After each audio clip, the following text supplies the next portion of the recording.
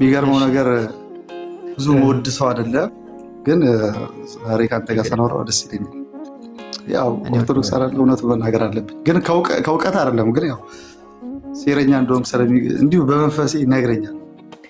ይነግራል። መንፈስ ጥሩ ነው። እኔ ደግሞ ወዳለሁ የተቀበልኩት መንፈስ የፍቅር ስለሆነ ምሳሌ አንተ አሁን ፍቅረኛ ያለ የምትላት የምትሰጣት ስጦታ ምንም አይገናኝ ምሳሌ ምንም የሚገናኝ ምሳሌ እንትን አትበል።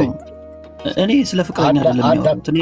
ስለዚህ በዓሉ መከበር የጀመረበት የሰኔ 12 መከበር የጀመረበት አንተ ባህራን ነው ብለህ የምትሟገት ከሆነ መረጃውን አቅርብ ነው ያለው። እሱ ዙዋል የሚባለው ጣዖቱ የሚከበርበት ቀን እንደሆነና ያንን ደግሞ በመጽሐፈ ስንክሳር ላይ ተጽፎ እንደተገኘ አሳያም። 12 ቀን ጣዖት የሚመለክበት ነው ላችኋል። እና ምንድነው ችግር የፈጠረባቸው ነው? እንደዛ መሆኑ ምንድነው የፈጠረባቸው ችግር? እርድ ለዙዋል ሙሉ ቀርቶ ለሚካኤል ተደረገ አይደል? እሺ፣ ለዙዋል እርዱን የሚያቀርቡት ለምን ነበር? ያለው ጣዖት ተቀረበ አይደለ? ስለዚህ ጣዖት እኮ ለምን ነበር የሚያቀርቡት? እርዱ ማንም መስዋዕት እስኮን ያው በቃ እያመለኩት ነው። አኛ የተጀመረ ስለተጀመረ ጉዳይ ነው የሚያገባኝ ጉዳይ የለም። እኔ ስለተቀየረው ነው እንጂ እንዴት ነው የማያገባ? የቤተክርስቲያኒቱ መጽሐፍ ስንክሳርን አውጥተን አንብበንልህ ለምንድን ነው የምትከዳው? እዚሁ የሚጋጭ ሀሳብ ማትንገረኝ። ቅድም አልወደድም። እብድ ስለሆንክ ነው። ራስህ ከራስህ ጋር የተጋጨ እብድነት ያሳዝነኛል። አዳም አሁን ደጋግመህ ተረጋጋ።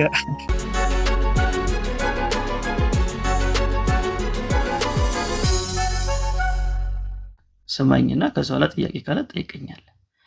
ስለ ዙዋል ታውቃለህ ያልኩህ አላውቅም አልከኝ። እኔ ደግሞ ልናገር ስል አልሰማም አትበል። የኦርቶዶክስ ቤተክርስቲያን ይሄ በ12 ሰኔ 12 የምታከብረው ዙዋል የተባለ ጣዖት ነበርና ያ ጣዖትን እንግዲህ በማፍረስ የሚካኤል በዓል እንዲሆን ተደርጓል። ሌሎቹ አሁን አንተ የምትዘረዘራቸው ሌሎቹም ምክንያቶች ከዚህ በኋላ የመጡ ናቸው። የመጀመሪያው ነገር የዙዋል ጣዖት ነው። ከሱ ጋር የሚገናኝ ነው። ግብፅ ሀገር ነው። ክሊዮፓትራ ያሰራችው ጣዖት ነው ዙዋል የሚባለው እና አባ እለእስክንድሮስ እስከሚመጣበት ጊዜ ድረስ የነበሩት ጳጳሶች ጠቅላላ ስለዚህ ጣዖት ምንም ሳይሉ ህዝቡም እያከበሩ ይህን ጣዖት ይኖሩ ነበር። በኋላ ላይ ግን አባ እለእስክንድሮስ መጥቶ እንግዲህ እስክንድሪያ ከተማ ሊቀ ጳጳስ ከሆነ በኋላ ማስረጃ አመዝረዝል ጥያቄ ለምን እያወራህ እንደሆነ አውቄዋለሁ። ማስረጃው ነው ታውቀዋለህ። እንድትስማማ ተፈለክ ማስረጃው ነው ታውቀዋለህ። አውቀዋለሁ። ምን ለማለት እንደፈለክ ነው? አረ ተረጋጋ። ምን ለማለት እንደፈለክ ነው? ምን ለማለት እንደፈለክ አውቄያለሁ። ምን ለማለት እንደፈለክ አውቄያለሁ። ምንድን ነው ያወቀው? ማስረጃው ነው ታው ምንድን ነው ያወቀው? እሺ አሁን ተረት ነው እያወራኝ ያለው። ተረት እንደዛ ከብሮ እንደዛ እንደረጉ ነበር። ተረት ነው እያወራኝ ያለው።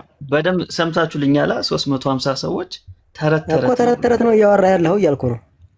አሁን ደግምላለሁ። ተረት ነው።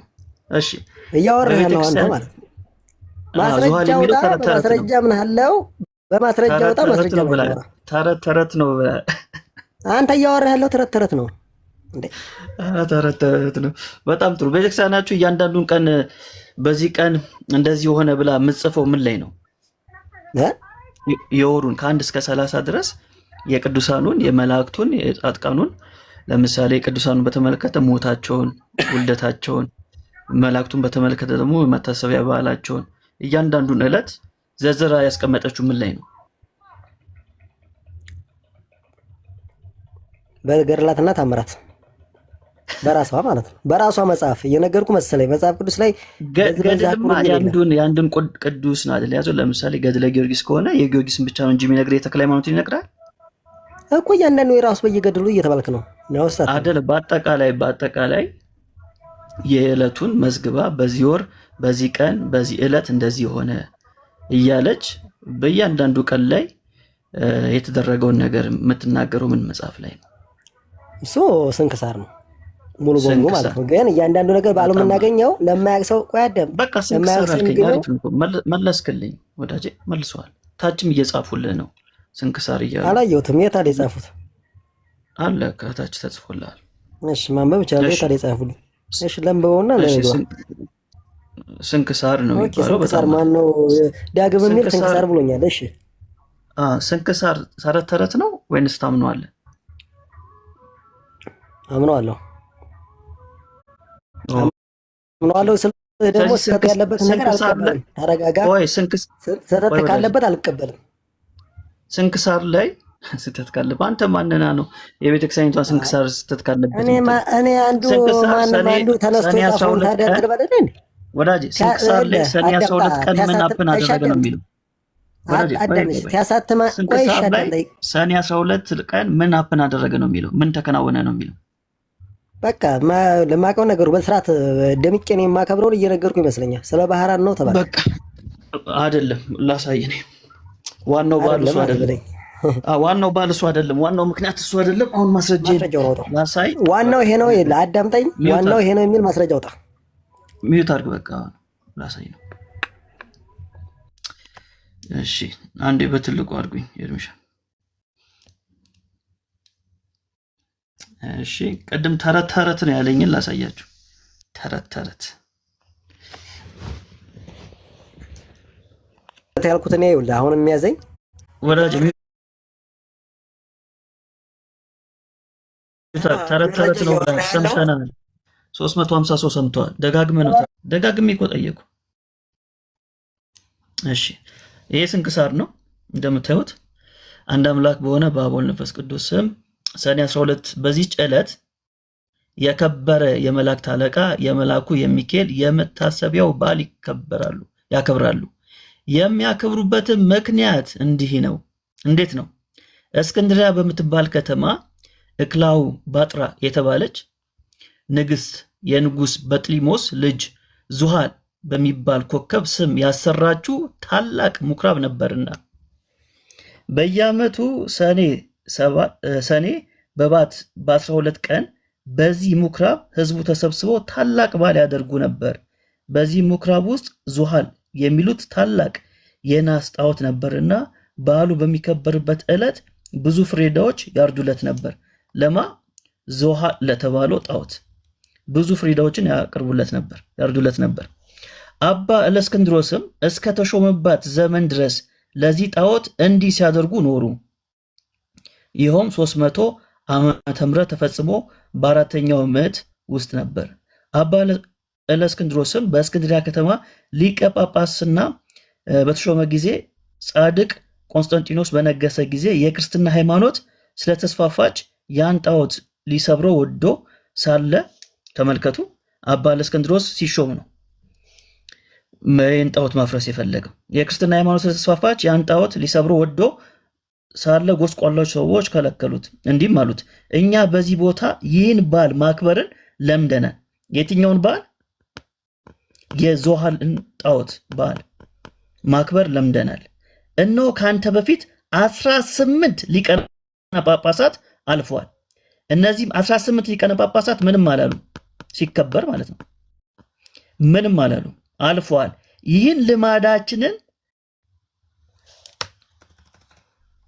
ከፍል አድርገው እንዴ ይህን ልማዳችንን አልለወጡብንም ጳጳሳቶቹ ዙሃል ሲከበር ምንም አላሉም አልለወጡትም አባ እለእስክንድሮስ ግን ገሰጻቸው አስተማራቸው ስህተታቸው በመግለጥ እንዲህ ብሎ አስተማራቸው ይህ ጣዖት የማይጎዳና የማይጠቅም ነው እርሱን የሚያመልክ ሰይጣናትም ያመልካቸዋል ምክሬስ ብትሰሙ ቀድሞ እንደነበር አድርጌ ይህን በዓል እሰራላችኋለሁ እየሰማችሁ ነው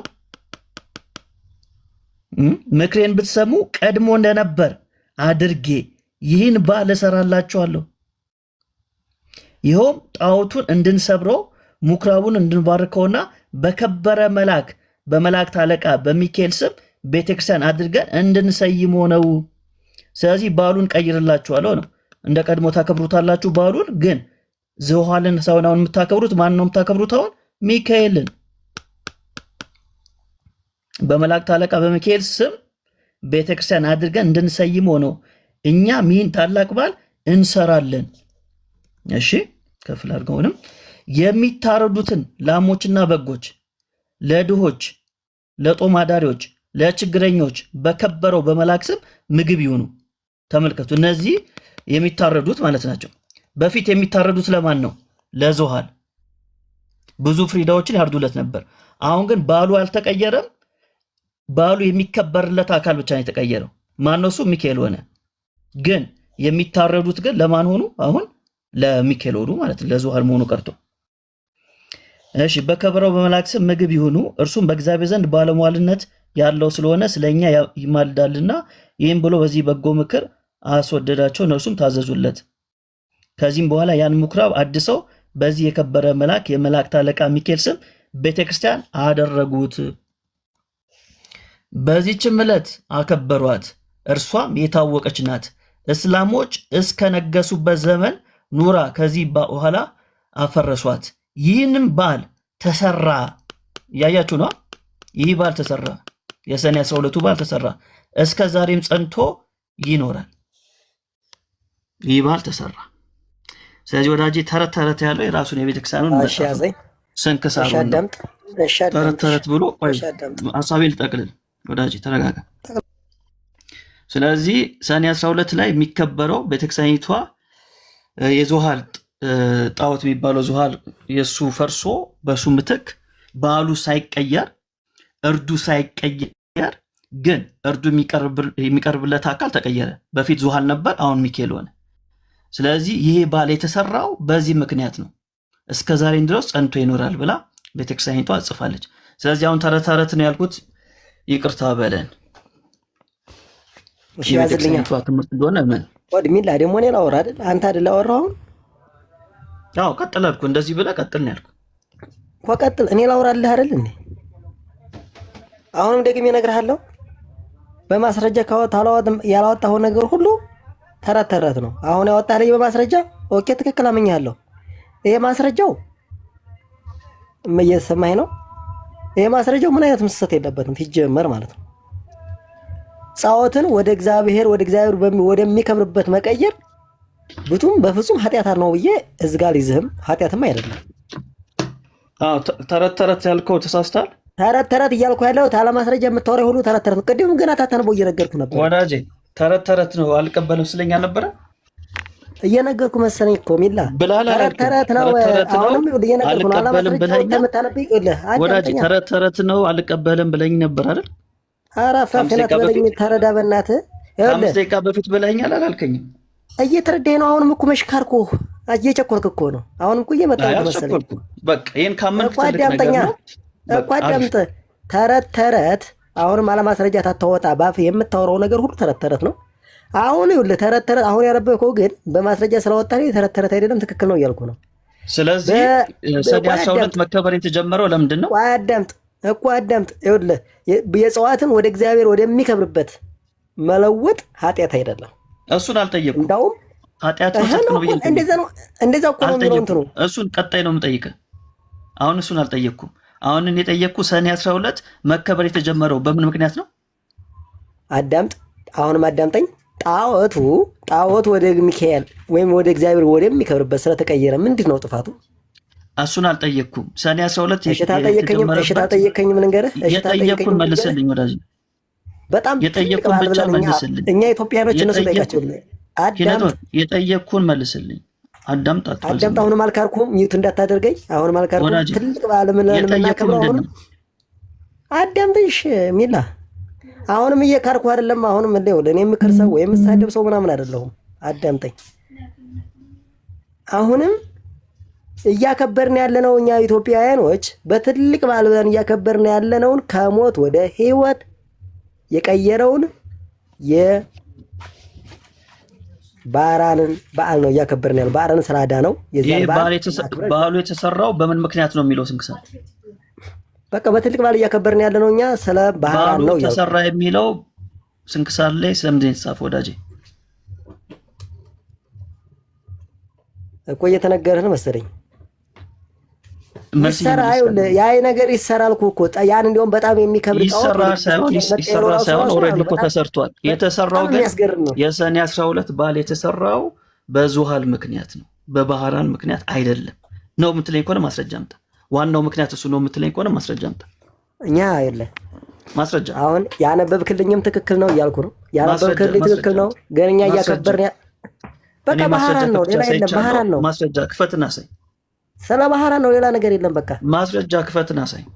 ምንድነው ማስረጃው? ተጨምከፈተ ሰኔ 12 የምናከብርበት ምክንያት ዋናው የተጀመረበት ምክንያት በባህራን ነው። የተጀመረበትን እኮ በፊት የተጀመረበትን እኮ አመጣህ እኮ አሁን እየቋንቋ ማስረጃ ወዳጅ። ስለዚህ ሰኔ 12 የተጀመረው በዝውሃል ጣዖት ምክንያት ነው። በዚህ እንስማማ እኮ ይጀመር እየነገርኩህ ነው። ይጀመር አሁን በዚህ እንስማማ። ይጀመር ሳይሆን የተጀመረው በዚህ ነው። ሀሳብን በጣም በድንቅ እሺ፣ በጣም በድንቅ ነገር ደግሞ የሚገርም ነገር ምንድነው? ተቀይረዋል። በጣም ደስ አይልም? ጣዖቱ ወደ ሚካኤል የጠየቅኩ ላይ ብቻ ፎከስ አድርጎታል። አረ ምን አናደደህ? አልተናደድኩም። እየጠየቅኩ ነው ያለሁት። አረ ተናደድክ ማለት ጣዖት ወደ እግዚአብሔር ወደሚከብርበት ሰው እየሰማ ነው። በጣም ደም ለበስክ እግዚአብሔርን። እሺ አየህ፣ ምንም ማውራት ለጠየቁ ጥያቄ እየመለስክ አይደለም። አሁንም ለመጨረሻ ጊዜ ልጠይቅ። እዚህ ጋር ጥፋት ካለኝ አረመኝ ወዳጄ፣ ስማኝ።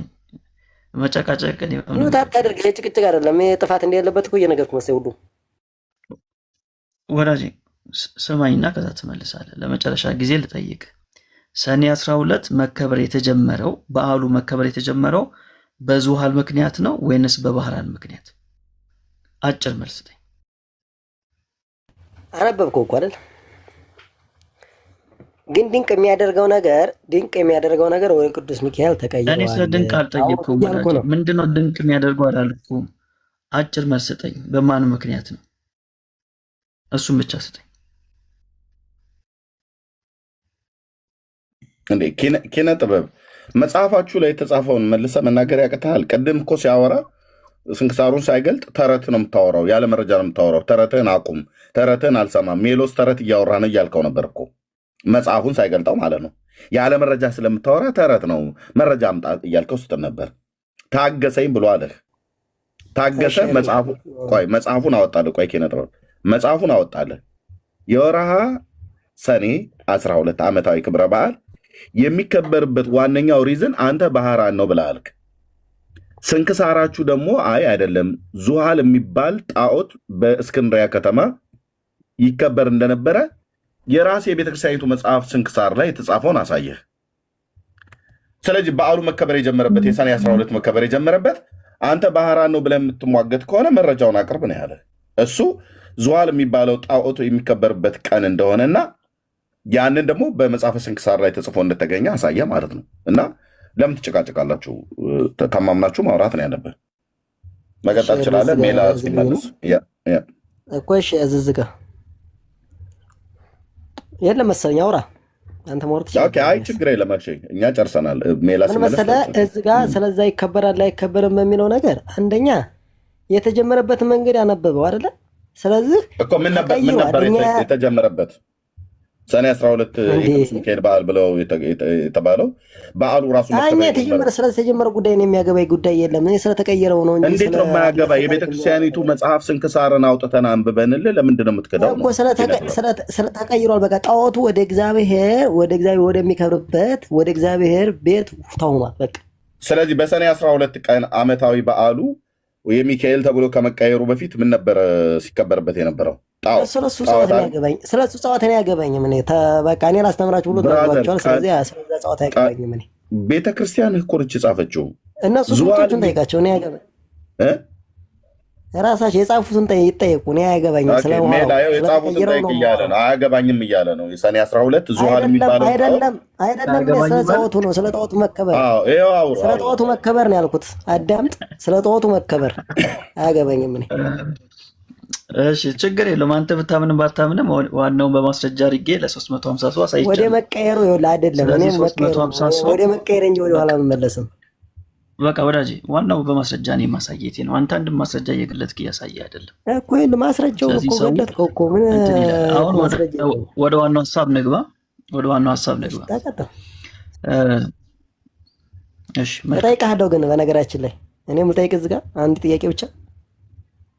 ቆይ የሚካኤልን እንጨርስ። መጽሐፍ ቅዱስ 66 መጽሐፍ ቅዱስ ትክክል ነው ብሎ የሰጠን አንድ መረጃ ስጠኝ እስኪ። እኔ መጽሐፍ ቅዱስ ብቻ ለምንም ብያለሁ። ርዕሳችን እሱ አይደለም።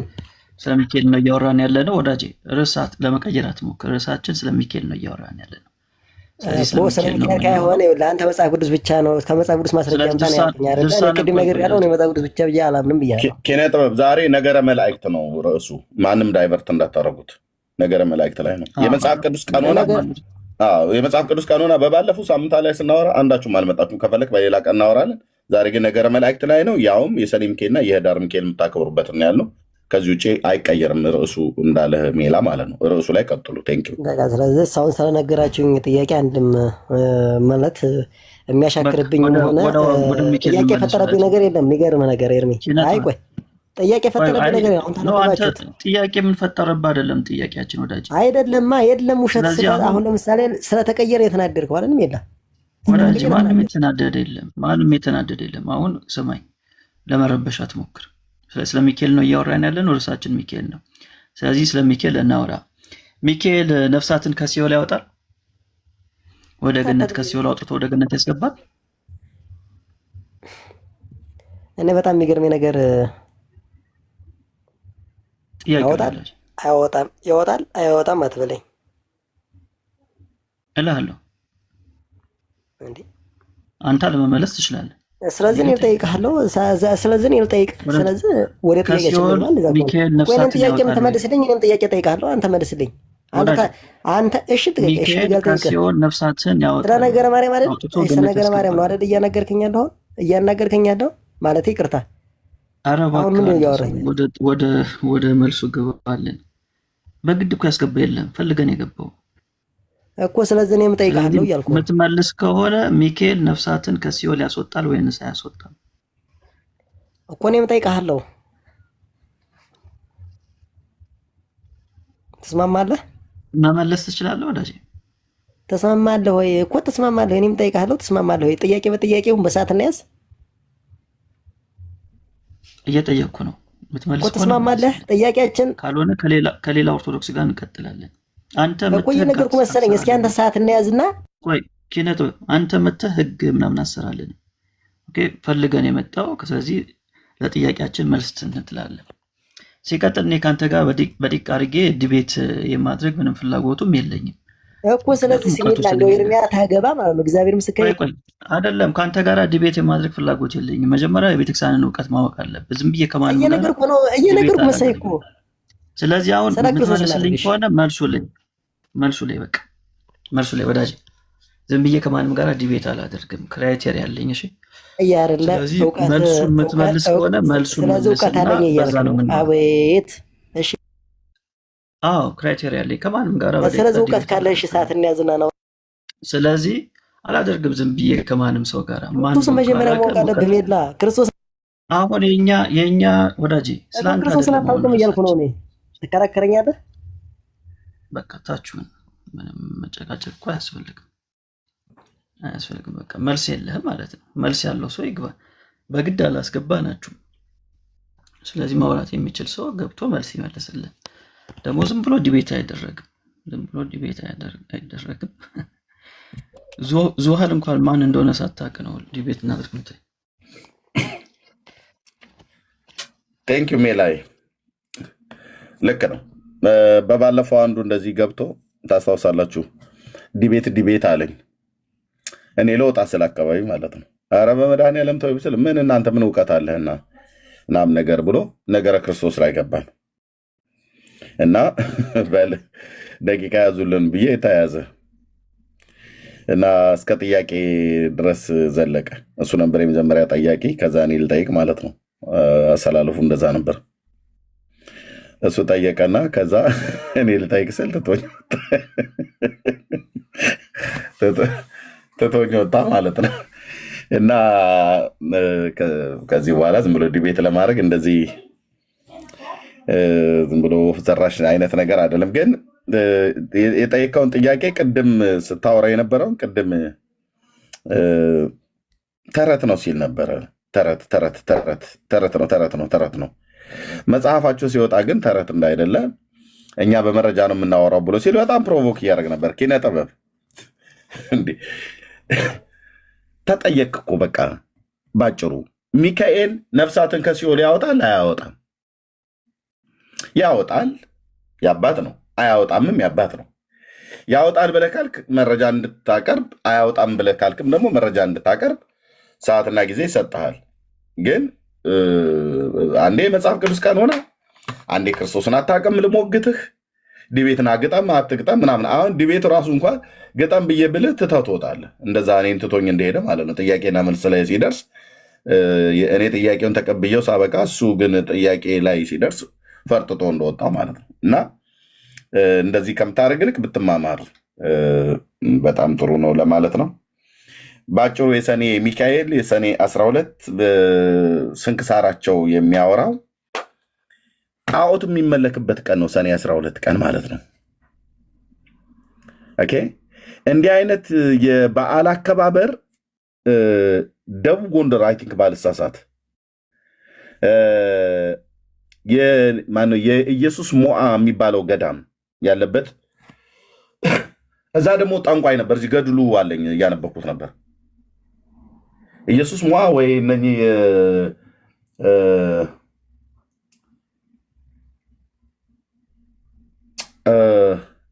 መጽሐፉ አለኝ ባይዘው አንብቤዋለሁ። መጽሐፉን አንብቤዋለሁ እና ጠንቋይ ነው ሰውየው ማለት ነው። ጠንቋይ የነበረውን ሰውዬ አባቡላ አባቡላ የሚባለው ማለት ነው። ስለ አባቡላ ታውቃለህ አይደል? ሜላ አልሰማሁም። ሜልሜ ስለ አባቡላ አልሰማህም? አልሰማሁም። ጉድ ትሰማለህ። መድኃኒዓለም ብቻ እድሜ ይስጥ። ጉድ ትሰማለህ። እኔ አንብቤ እዚህ ጠረጴዛ ስደበድብ ነበር።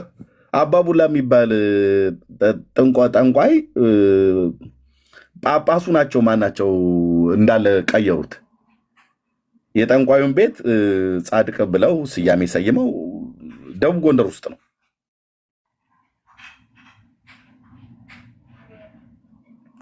ምንድነው የሚባለው? የወልሶ ቡላ ነው የወሊሶ ነው እንደ አንተ ምትለው ነው። አትቀልዱ። ይሄ አባቡላ የሚባል ገድሉ አለኝ እና ቀኑን የቀየሩ ምንድነው? ቀኑን አይደለም እንትኑን የቀየሩት፣ ስያሜውን የቀየሩት። ልክ አሁን እንደዚህ እንደ ዙሃል ማለት ነው። ሰኔ 12 ዙሃል ይከበር ነበረ ሚካኤል ብለው እንደቀየሩት ማለት ነው። ስለዚህ ካላችሁ መጣችሁ ማውራት ትችላላችሁ። በዚህ ላይ ሀሳብ ያለው ሰው ካለ ማለት ነው።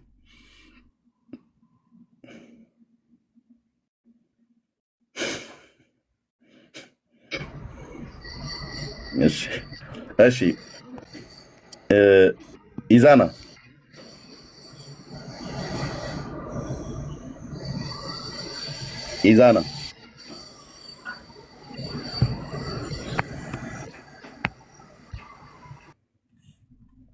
እሺ ሌላ ሰው ያለ ሰው አለ? ኪነ ጥበብ በቃ አንተ እኮ አልሰማ ብለህ ወረድክ አይደል? አሁን በኮሜንት ምንድነው አስገቡኝ ምናምን ብለህ የምትለው ለተጠይቀው ጥያቄ ፍሰቱን ጠብቀህ ለተጠይቀው ጥያቄ መልስ ከሰጠህ እኛንም ትጠይቀናለህ። ርዕሱም ሽፍት ማድረግ የለብን። እኛንም ትጠይቀናለህ። አንድ ድል ልስጥህ ነው።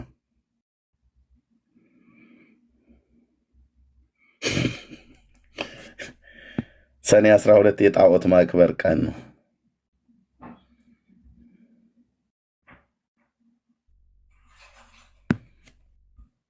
ኦርቶዶክስ ራሷን በራሷ የምታጋልጠው። እንኳን ለዙሃል በዓል ክብረ በዓል አደረሳችሁ ነው መባል ያለብን። ነው ታውት ግዴ ለሚሳደብ ተዋቸው። የሚሳደቡ ሰዎችን ተዋቸው።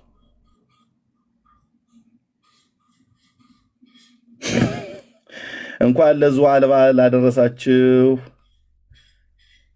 ዙሃል ለሚባል ከነሐስ ለተሰራ ጣዖት የሚከበርበት ሰኔ 12 ቀን ሼም ሆኑ በእውነት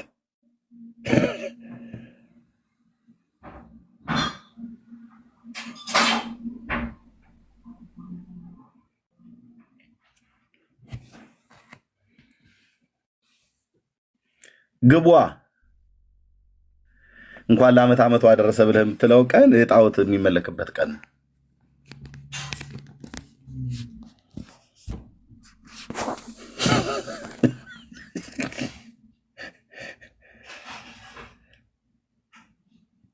እስኪ ተንቀሳቀሱ ኦርቶዶክሳውያን ወገኖቼ። በእውነት ዳቦን እኮ በልታችሁ አልጨረሳችሁም። ጠላውን ጠጥታ አልጨረስክም። ኑ ግቡ። በእስክንድሪያ ከተማ ላይ ጳጳሳችሁ ጣዖቱን ወደ ሚካኤል በዓል ቀይሮ ለዓመታዊው በሰኔ 12 ቀን ለሚውለው ከነሐስ ለተሰራው ጣዖት የማክበር የበዓል ቀን እንኳን አደረሳችሁ ኦርቶዶክሳውያን ወገኖች። መጽሐፋችሁን የሚለው። ስንክሳሩንም ገድሉንም መልኩንም እንገልጥልሃለን።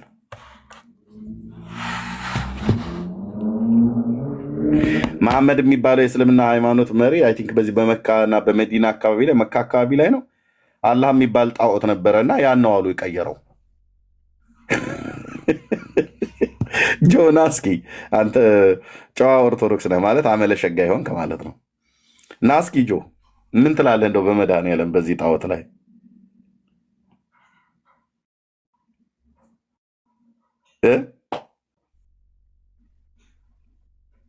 ናግባ ሀብቶም አላችሁ እኮ ኦርቶዶክሳን እኮ አላችሁ። ምን ችግር አለውና እና ምን ችግር አለውና ያልከው ኑ ግቡና መልሱ እንጠይቃችሁ።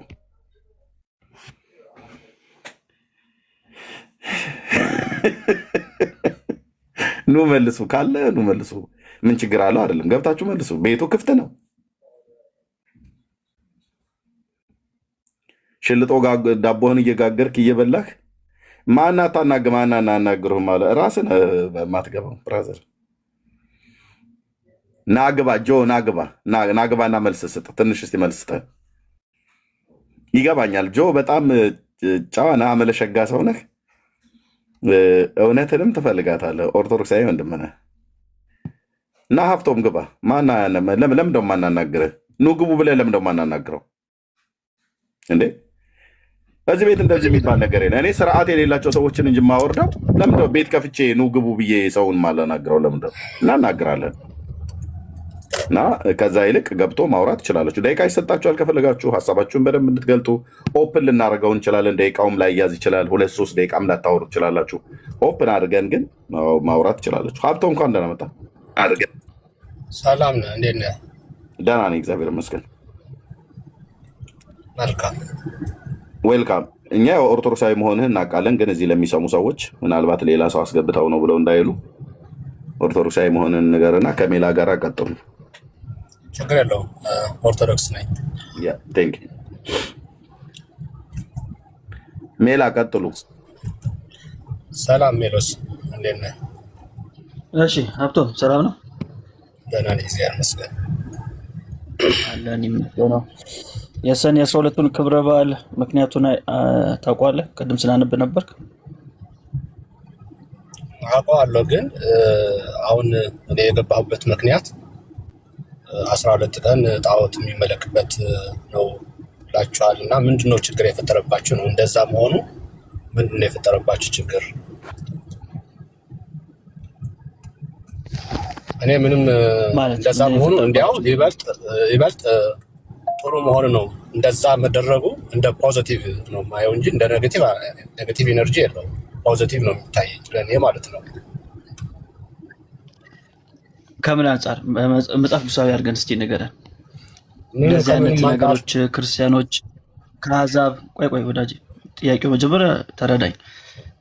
ለዚህ ዙሃል ለሚባለው ጣዖት እርድ ይቀርብለት ነበር አይደል? እሺ ያ እርድ ለዙሃል ሙሉ ቀርቶ ለሚካኤል ተደረገ አይደል? እሺ ለዙሃል እርዱን የሚያቀርቡት ለምን ነበር? ያለው ጣዖት ተቀረበ አይደለ?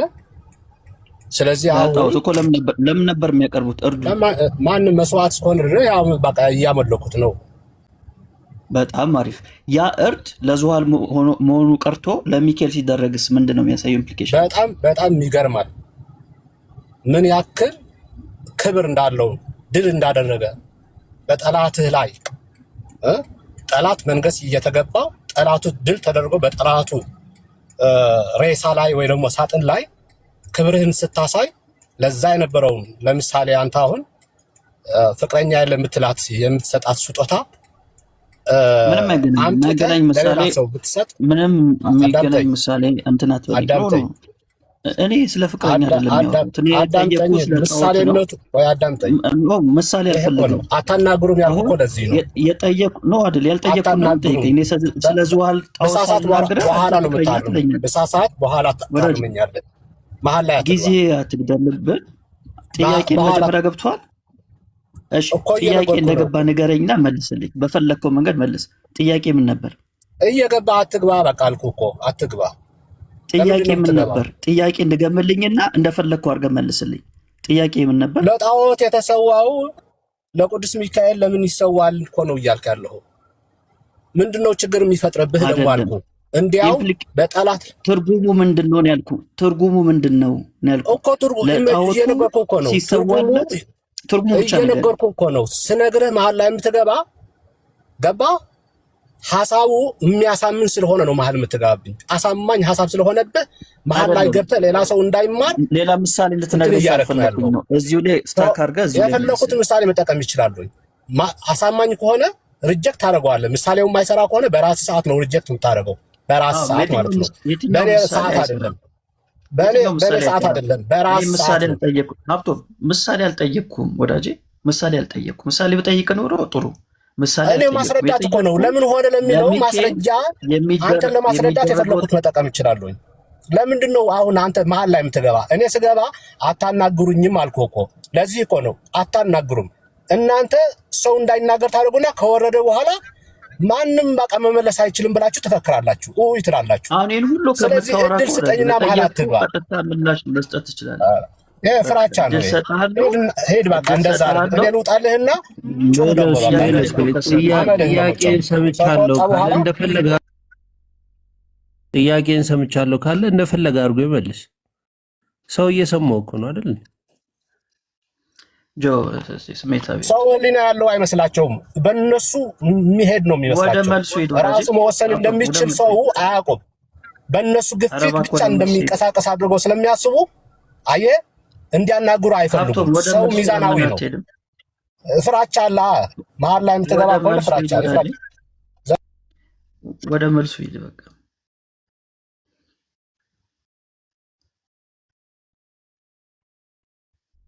ለምን አወረድካቸው? ማንም ያስወረዳቸው የለም። ራሳቸው ናቸው የወረዱት። ሁለቱንም እያየሁ ነው። ራሳቸው ወረዱ። ብራዘር አትዋሽሽ። መደማመጥ አይሻልም እኮ ራሳቸው ናቸው የወረዱት። አትዋሽ። እዚህ ቁጭ ብለህ ነው የምልህ። እኔ እያየሁ ነው። አይሆን እኔ ቁጭ ብዬ ታዘቢ እኮ እያወራሁ ነው ማለት በመደማመጥ ሚዩት አድርገው ፕሊስ። አትዋሽ ነው ያልኩህ። በመጀመሪያ አታውራ አልተባልክም። አትዋሽ። እኛ አላስወረድናቸውም። አትዋሽ ነው። ኪነ ጥበብ እየሰማኝ ነው። እኛ አላስወረድናቸውም። ሁለታቸው አትናገር አልተባልክም። አትዋሽ ግን ለምን አወረዳችኋቸው ብለህ አትበል። እራሳቸው ናቸው ወይስ አዳምጠኝ። ማለት ሰው ለምሳሌ ሰው በተረዳው ልክ ነው አይደል የሚገልጸው መጽሐፍን ወይም ደግሞ የጻፈን ነገር ሰው በተረዳው ልክ ነው ሊገልጽ የሚችለውና ሊግለጽልህ ካለ አንድ ሰው እሺ በምን አይነት መንገድ ተረዳሁ ብለህ ተናገር እኮ አለው። እኮ እየተናገረ እኮ ሊያናገረው እኮ አልቻለም። አሁን ለምሳሌ ተናገር አለው። ወደ መልስ ሂድ እያለ ወረደ። እኔ እኮ እዚህ ቁጭ ብዬ እያየሁ ነው። ተናገር አለው። ኦኬ መጀመሪያ እንደዛ ብሎ ቢለው ተናገር፣ ወደ መልስ ሂድ፣ ጥያቄን አንዴ ሪማይንድ አድርገኝ ተናገር አለው። ስለዚህ ለዘቤ እኮ ላናገርህ እኮ አለው። ለዘቤ እኮ ላናገርህ አለው እኮ ትችላለህ እኮ አለው። ለምንድን ነው የምትጨቃጭቀው? ብራዘር እንዴ የሰማኑን አንተ መልሰህ ልታሰማኝ ነው እንዴ? ቁጭ ብዬ እኮ ነው እዚህ እየሰማሁ። እሺ ቅድም ለጠይቃ ጥያቄ መልሳለህ ወይላ እየነገርኩህ መሰለኝ እኮ አሁን። ስለዚህ ያወጣም አሁን ጥያቄን አንድ ሰው ተገባ የራሱን ሲናገር አፍላፍ ለሚታይ የሚባል ከሆነ እንዴት ነው ጥያቄ? ቅድም ለጠይቃ ጥያቄ መልሳለህ ኪነ ጥበብ። ቅድም ለጠይቃ ጥያቄ መልሳለህ። ሀብቶም ራሱን የወረደው እንደዚህ ነው የሚያደርገው። እሱና ማነያ ስፒሮስ የሚባሉ እንደዚህ ናቸው። ሲያዙ የሆነ ምክንያት ፈጥረው ይወጣሉ። ተናገር እኮ አለው። የፈለገው አይደለም። ምሳሌ እንደዛ አትበል። እኔ ያልኩ ያለሁት ይኸውልህ፣ እናውራ ምን ታች ወረድ። እሺ ከመገባው ሊመልስ ነው የገባው። ታዩ በቃ ታች ወረድ። አሁን ጣዖታቸው ስለተነካ ተሸማቀዋል፣ አፍረዋል፣ ተዋርደዋል። በራሳችሁ መጽሐፍ ነው የምትዋረዱት። ኦኬ ማነው ክብሮም የሚባለው ማነው ሀፍቶም የሚባለውና ስፒሮስ የሚባሉት እንደዚህ ናቸው። ሲያዙ የሚመልሱ ስለሚያጡ አታስወሩ ምናምን ነገር ብለው ይላሉ ማለት ነው። እና እንደዚህ አይነት ነገር አቁሙ። እሺ አዳም ሰላም ነው? ደጋግመህ ልከህልኛል። አዳም ኦኬ። አቤት ሰላም ነው? ከየት ቤተ እምነት ነው? ኦርቶዶክስ ነኝ። እሺ እንኳን ደህና መጣህ ወንድማችን። እንኳን ደህና ጠበቃችሁ። እሺ እየተወያየንበት ያለውን ርዕስ ሰምተዋል አይደል? አዎ። እሺ ሰኔ ሚካኤልን አከበርክ? በአጋጣሚ እኔ ብቻ ክርስቲያን የምኖር ስራ ነበርኩኝ። ከስራ ገባሁ፣ ግን ቲክቶክ ላይ አየሁ ሚካኤል ወዳጄ ብዬ ደስ አለኝ። ህዝብ ወጥቶ አክብሮ ምናምን ደስታውን ገልጾ እምነቱን ገልጾ ሲወጣ በቲክቶክ ደስ ብሎኝ ያው ቁጭ ብዬ ቤቴ አሁን በአካል ባትሄድም አንድ ቢራ ከፍቼ ቁጭ ብያለሁ። ኦኬ፣ በአካል ባትሄድም ያው እያከበርክ ነው ማለት ነው። ውስጤ ያው የህዝቡን ደስታ ስላየው ምናምን ልጅ ሞኜ ነገሩ ላይ ማርያም ቤተክርስቲያን አካባቢ ነው ያደኩት። ሚካኤል የለመኝ አካባቢ እንደ ድል ሆኖ አርሲ ነው የተወለድኩት። የሚገርመው ሚካኤል ቤተክርስቲያን ሄጄ አላውቅም። ማርያምና ስላሴዎች ቤተክርስቲያን ሄድኩት። እሺ ችግር የለውም። ያው ግን ባጭሩ በአካልም ባትሄድ አሁን ከስራ የተነሳ ቢራህን ይዘህ ግን እያከበርከው ነው።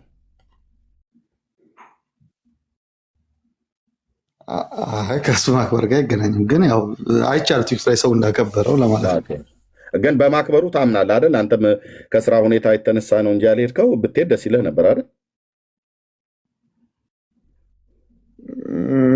አዎ ብሄድ አንድ ኦርቶዶክስ እና ብሄድ ደስ ይለኛል። ሰዎች የተሰባሰቡበት ቦታ ብሄድ ደስ ይላል። ሰዎች ደስታቸውን እምነታቸውን ሲገልጹ ማየት ምናምን ደስ ይለኛል።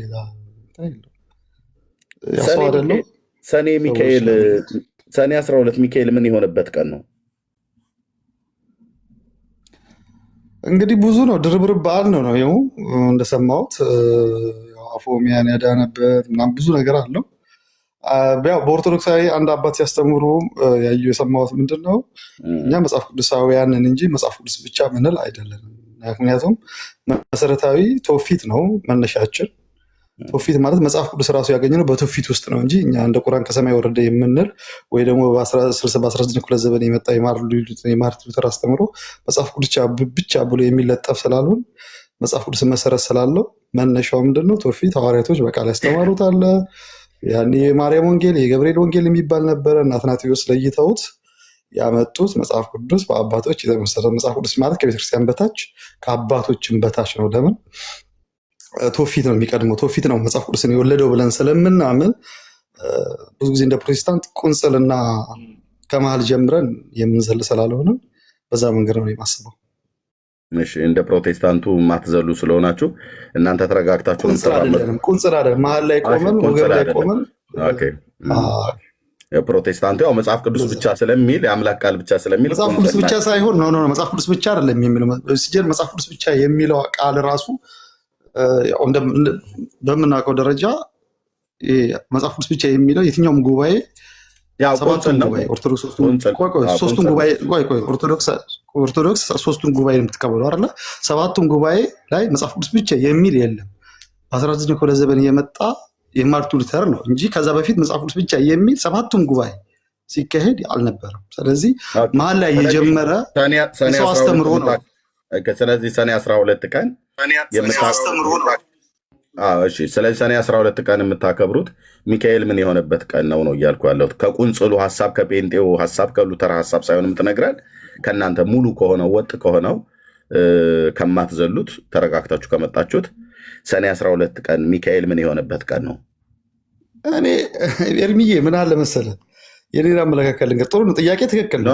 ሰው ስለሚያከብረው የአንተን አመለካከት ሳይሆን ኦርቶዶክሳዊ እንደመሆን መጠን መልሱን ቁንጽል ካልሆነ እውቀታችሁ አፍስስልን ለኛ ማለት ነው። የጴንጤው ቁንጽል ነው መጽሐፍ ቅዱስ ብቻ ማለታችን። አይ ነው ቁንጽል ያልኩት ኤርሚዬ፣ ቁንጽል ነው ያልኩት። ሰባቱም ጉባኤ ኢቨን ኦርቶዶክስ የምትቀበል ሰባቱም ጉባኤ ውስጥ መጽሐፍ ቅዱስ ብቻ የሚባል ትምህርት የለም። ችግር የለም። ታሪክ ነው የተገኘው። በቃ ተረድተናል። ግን ኦፍኮርስ ተረድተናል። ሰኔ 12 ሚካኤል ምን የሆነበት ቀን ነው የምታከብሩት? ድርብርብ በዓል ነው ነገርኩህ። እኔ የሚካኤል በአካባቢ የሚካኤል ታቦት የለም። ሚካኤል ቤተክርስቲያን አልሄድኩም። ግን አፎሚያን ያዳናት ምናምን የሚባል ድርብርብ ታሪክ እንደሆነ ነው። ግን ድርብርቡ ግን ሁለተኛው እሱ ድርብርቡን ንገረን መጀመሪያ እና ከዛ ሁሉን የማወቅ እኮ ግዴታ የለብኝም። እኔ እኮ ምን አገባኝ? እኔ ዋና ኦርቶዶክስ ነኝ። የምታከብርበትን በዓል የምታከብርበት የአርሴማም ሲከበር የማርያምም ሲከበር የዮሐንስም የነኝ ሁሉ ታሪክ የሚይዘው ሰው ነኝ። በቃ እግዚአብሔር በራሱ ያድለኛል፣ ግዴታ የለብኝም። እኔ እንደዚህ እውቀት ሚካኤልን የገብርኤልን የማርያምን የአርሴማንን የምናምንን የምናምን የኢየሱስን ይህን ሁሉ ብራዘር፣ እኔ እኮ በሂዳ ልጅ ነኝ፣ ገበሬ እርሻ እያረስኩኝ ኑሮ የኖርኩ ሰው ነኝ። የነኝን ሁሉ ታሪክ የሚይዝበት ጉዳይ የለኝም። ይህን ላይ ያስክም ብሎ የሚኮነኛ አምላክ አለ ደግሞ የራሱ ጉዳይ። ድርብርብ በዓል ነው ብለህ እኮ ታዲያ አዳም ወንድማችን ድርብርብ በዓል የሰማሁት አንተ። ቆይ መጽሐፍ ሁሉ ሲያወራ ከእናት ማፀን ስትወጣ እኮ ኤርምዬ እናት ወለደች። ከዛ የተወራውን እየሰማ እያደግ ከዛ መለቀይ ከዛ ስዊዘርላንድ ሄድ ከዛ እግዚአብሔር ይመስል ልጆች ወለድክ። በቃ ኑሮ ነው አይደለም የሚያስተምርክ። ከዛ ደግሞ መንጃ ፈቃድ ከዛ ደግሞ እዚህ ቲክቶክ መጣ እያስተማርከን ነው። በቃ ህይወት እየመራች እኮ እየሄድክ ነው አይደል ኤርምዬ? ከዛ ደግሞ ነገ ትልቅ ደረጃ ትደርሳለህ። ከዛ ኤርሚ ነገ ያረጃል፣ ደስ የሚል ሰው ይሆናል። በቃ ህይወት በሚቀጥል መንገድ ነው የምትቀጥለው። እንደ ሃይማኖትስ ግን ምንኛ ክርክር ነው። እንደ ሃይማኖት ኦርቶዶክሳዊ መሆንን ኦርቶዶክስ ሃይማኖትን የተከተልካት በእውቀት ነው ወይ ብዬ ብጠይቅም እንደው ብለህ የምትለው? እኔ በቃ ዝም ብሎ ኦርቶዶክስ መሆኔ ነው የምፈልገው። እውነት ለመናገር ጥሩ ጥያቄ ጠየቅኝ።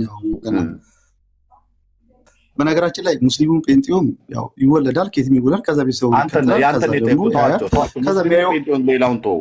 አንተ ኦርቶዶክስ እምነት ተከታይነትህን የያዝከው ገብቶ ነው ወይ አምነህ ነው ወይ ተረድተህ ነው ወይ ብዬ ብልህ ምን ትለኛለህ? ምን አባቴ ይገባኛል። እኔማ ይኸውልህ የማውቀው ነገር የለም። ኖርኩ ከዛ በኋላ ኦርቶዶክስ ነኝ አልኩኝ። ጴንጤዎች መጡ ሰበኩኝ። ኦኬ ትክክል ነው አልኩኝ። ከዛ ውጭ ሀገር መጣሁ። እድሜ ለቲክቶክ ስትከራከሩ ስሰማ እምነቴም ምን እንደሆነ ጴንጤም ኦርቶዶክስ ሙስሊም በይሄ በቲክቶክ ነው። ከዛ በኋላ መጽሐፍ ቅዱስ ማንበብ ስጀምር መጽሐፍ ቅዱስ ራሱ አስጠላኝ። ከዛ ይህን ሁሉ ዚቪዛን ኬማን አይገባኝም ብዬ ታውኩት። መጽሐፍ ቅዱስን ገዝቼ እንደምናንተ ስታወሩ ሰምቼ እስቲ እንደ ሰው ለአንብብ ብዬ መጽሐፍ ቅዱስ ገዛው። ይሄ ዝባዝን አይገባኝም አልክ አይደል? ሊገባኝ አልቻለም መጽሐፍ ቅዱስ ራሱ። ከዛ አስቀመጥኩትና አይን እግዚአብሔር ነፍሴን ተቀበል፣ መቼም አንተ የፈጠርከውን ነፍስ አታስብ፣ በእውቀት እግዚአብሔር አይገኝም በየዋህነት ነው ሲባል ሲያስተምሩ ድሮ ልጅ ሆኜ ይሰማል።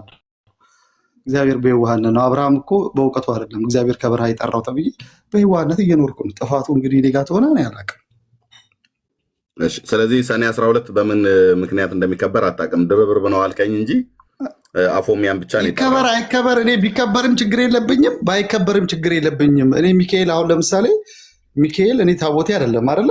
ሚካኤል ራሱ ግን መልአክ ነው ሲባል ከዳንዬ ጋር አውሩ። አዳምዬ ከዳንዬ ጋር አውሩ። ዳኒ ወንድምነት እሺ ዳኒ አውራው።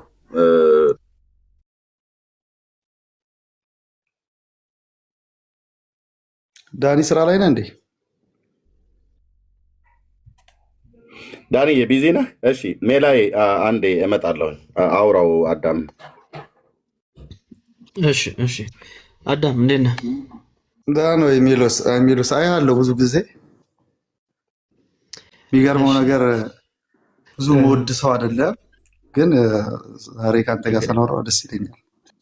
ያው ኦርቶዶክስ አይደለም እውነቱ መናገር አለብን፣ ግን ከእውቀት አይደለም። ግን ያው ሴረኛ እንደውም እንዲሁ በመንፈሴ ይነግረኛል። ይነግራል። መንፈስ ጥሩ ነው። እኔ ደግሞ ወዳለሁ የተቀበልኩት መንፈስ የፍቅር ስለሆነ ይሁዳም እኮ ወዳለሁ ብሎ ነው የሸጠው ክርስቶስን። አታውቀውም? ይሁዳ ወዳለሁ ብሎ እኮ ነው ስሙ የሸጠው አይደል? ኦኬ አዎ ሰው ወዳለ የሚጠላው ነው። እሺ ቀጥል እስቲ እናወራ። ኤኒዌይስ አፎሚያ አስችል ነበር አይደል? አፎሚያ ብለህ ነበር። አሁን ያው ሲባል አላነበብኩም፣ ሲባል ሰምቻለሁ። አፎሚያ ሲባል እንጂ ታሪኩን አታውቅም። አዎ ግን ቆይ ሚካኤል አያድንም ነው አሁን። እኔ ቆይ በአያድን ለራሱ ጉዳይ ነው ሚካኤል። ቆይ አሁን አዳነ አላደነ ከሚካኤል ጋር ምን ያገናኛል? እኔ እኮ አንድ የማይገባኝ ነገር አንድ ነገር አለ የሚሉስ ሚካኤል ፍቅር ኦፍ ኮርስ ለምን መሰለህ? ሚካኤል መልአክ ነው አይደለ? መልአክ ነው፣ የታዘዘውን ያደርጋል በእግዚአብሔር መንፈስ ቅዱስ። እኛ ሚካኤል ያድናችኋል፣ ሚካኤል ህይወታችሁ ነው፣ ሚካኤል ማርያም ህይወታችሁ ናት። ዮሐንስ መጥምቀ ዮሐንስ ትሄዳችሁ ምናምን ታልሳማችሁ ዮሐንስ መንግስተ ሰማያት ያስቀራችኋል የሚባል ትምህርት በኦርቶዶክስ አልሰማሁም። ስጋዬ እንደምን የበላ የዘላለም ሕይወት አለው፣ አይ በልጁ አለ። ያመነ የዘላለም ሕይወት አለው አንተ ተብለን አልሰማህም የተማርነው። ማለት አንተ አልሰማህም ማለት የለም ማለት አይደለም። ለምሳሌ አልሰማህም አይደለም። እኔ ቤተክርስቲያን ብዙ ጸበል ሁሉ ሄጃለሁ። እኔ የተማርኩት ለምሳሌ እኛ ታምሜ ጸበል እሺ፣ ድርሳነ ሄጃለሁ። ሚካኤልን አንብበው ታውቃለህ ወዳጅ? ድርሳነ ሚካኤልን አንብበው ታውቃለህ?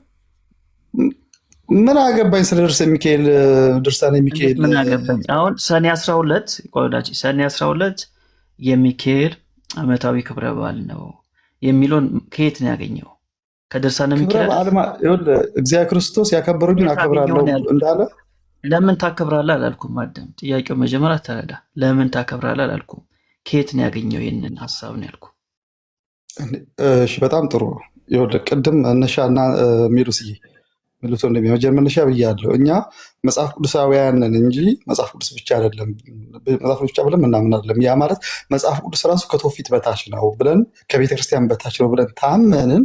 አሁን አንተ የምትናገረኝ መጽሐፍ ቅዱስ ላይ ቆመክ ከየት ነው ያገኘው ከመጽሐፍ ቅዱስ ውጭ የለም ብለህ እየነገርን ቆይ አዳምጠኛ አስጨርሰኝ ብለህ ልሞግተኝ ነው የመጣው። እኔ ደግሞ እየነገርኩ ያለው አይደለም። እኔ እንደዛ አላልኩም። የእኔ ጥያቄን ተረዳኝ ወዳጄ። እኔ ጠየቅኩ። ለምሳሌ ሰኔ 12 ነው ብላችሁ ታከብራላችሁ አይደል? ህዳር 12 ነው ብላችሁ ታከብራላችሁ አይደል?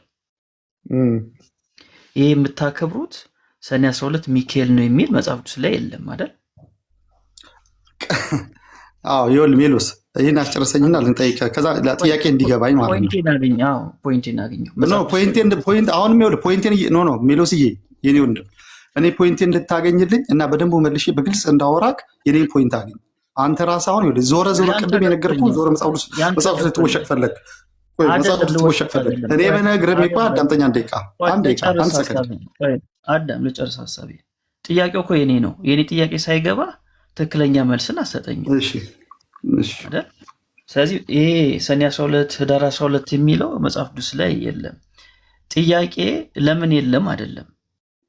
የኔ ጥያቄ ሰኔ 12 ብላችሁ ስታከብሩ ይህን ታሪክ ያገኛችሁት ከድርሳነ ሚካኤል ነው። ምክንያቱም እናንተ መጽሐፍ ቅዱስ ብቻ ብላችሁ አታምኑ፣ ሌሎች መጽሐፍቶችን ትቀበላላችሁ፣ የሃይማኖታችሁ ልምምድ ታደርጋላችሁ አይደል?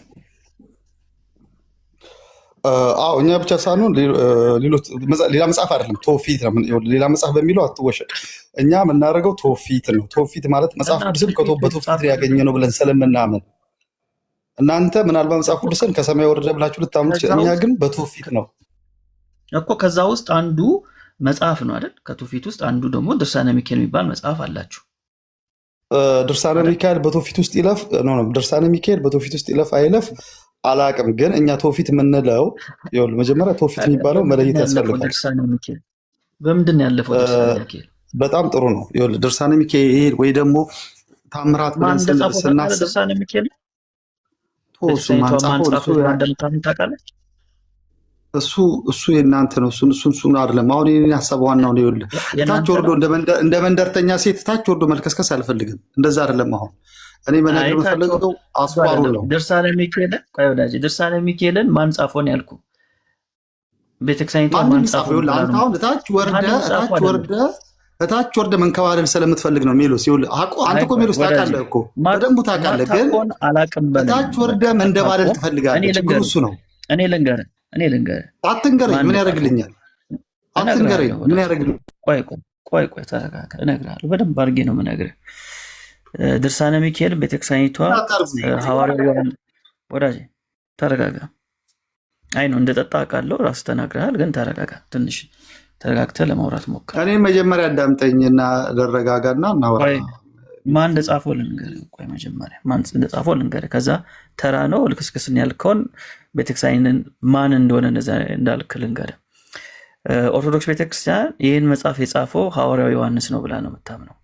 ሐዋርያው ዮሐንስ ጻፈው፣ በኋላ መጽሐፉ ጠፍቶ ነበር፣ የእስክንድርያው ጳጳስ ድጋሚ ጻፈው ብላ ነው የምታምነው።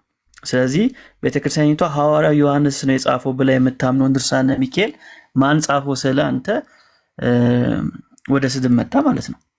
ስለዚህ ሐዋርያው ዮሐንስ እንግዲህ እኛ የምናውቀው ሐዋርያው ዮሐንስ ወንጌልን የጻፈልን ነው፣ መልእክታትን የጻፈልን ነው።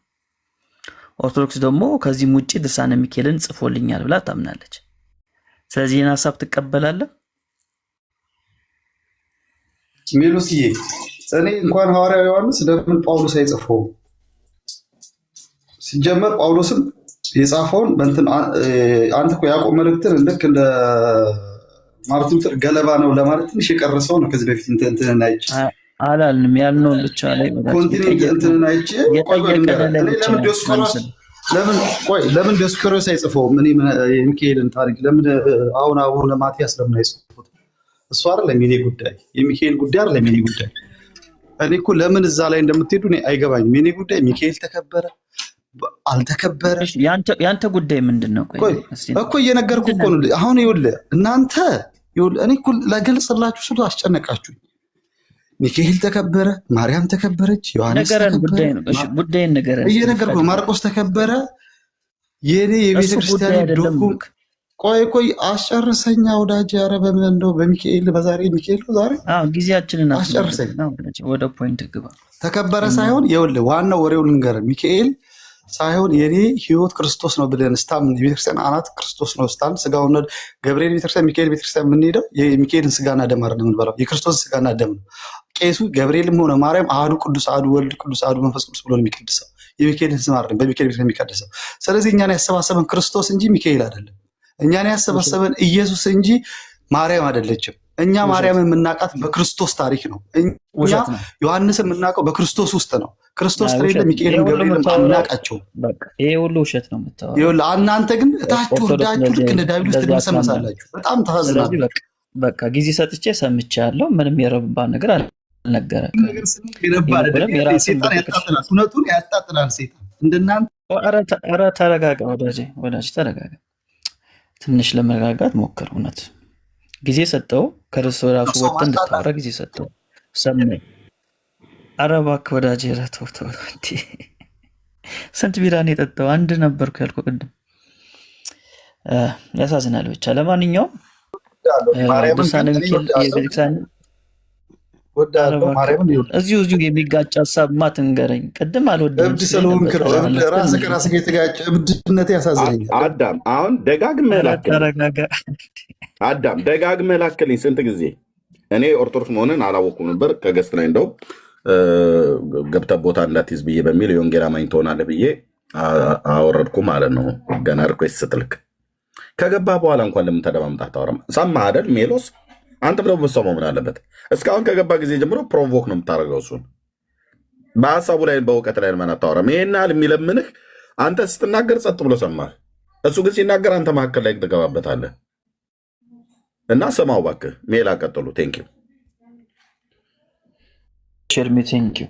እንግዲህ ታች ወርዳችሁ የሚለው ቤተክርስቲያኒቷ ሐዋርያ ዮሐንስ ጽፎልኛል ብላ የምታምነውን መጽሐፍ ነው። እንግዲህ መጽሐፍ ቅዱስን በተለይ አዲስ ኪዳንን እኮ እኛ የምንቀበለው ሐዋርያቶቹ የጌታችን የኢየሱስ ክርስቶስ ደቀ መዛሙርት ኢየሱስ ራሱ የመረጣቸው ደቀ መዛሙርት አብዛኛውን መጽሐፍ ጽፎታል ብለን ስለምናምን ነው። ሐዋርያዊ ስልጣን አለው ብለን ስለምናምን ነው። ስለዚህ የሐዋርያዊ ስልጣን ያለው ዮሐንስ ድርሳነ ሚካኤልን ጽፎልኛል ብላ ነው የምታምነው። ስለዚህ ቤተክርስቲያኒቷ እንደምትለው ከሆነ ሐዋርያዊ ዮሐንስ ከሆነ የጻፈው ድርሳነ ሚካኤልን ከዮሐንስ ወንጌል ጋር እኩል ነው። ለምሳሌ በዮሐንስ ወንጌልና በአንደኛ ዮሐንስ መልእክትና በራዕየ ዮሐንስ መካከል የስልጣን ልዩነት የለም። እኩል ባለስልጣን ናቸው። ለምን? የጻፋቸው ሰው አንድ ነው፣ ሐዋርያው ዮሐንስ ነው።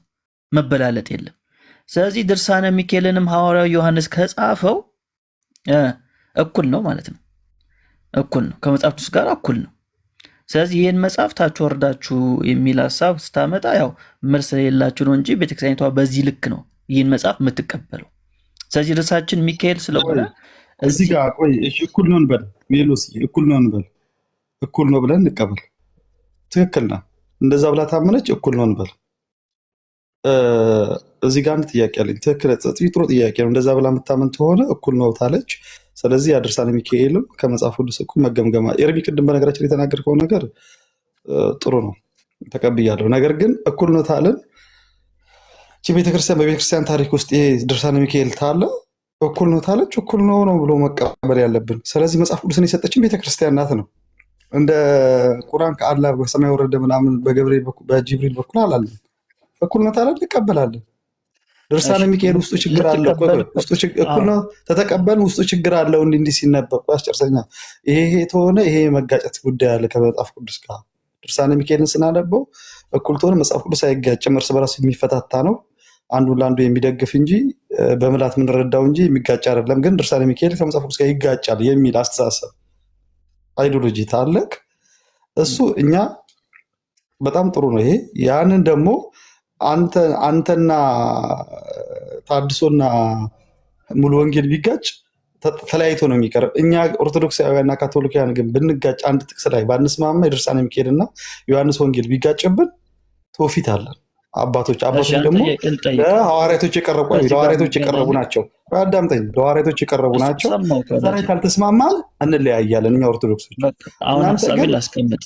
መሀል ገብተብኝ ነው በነገራችን ላይ እኮ ዝም ያልኩ አይደል? ስለዚህ ሰማው።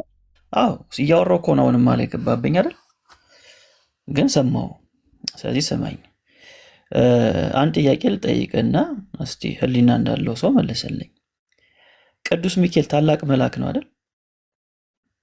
የመላእክት አለቃ ነው። ታላቅ የሚባል የለም። ታላቅ ታናሽ የሚባል መላእክት የለም። የመላእክት አለቃ ማለት ስልጣኑ ነው ማለት ስልጣኑ ታላቅ ስልጣን ያለው የመላእክት አለቃ ነው።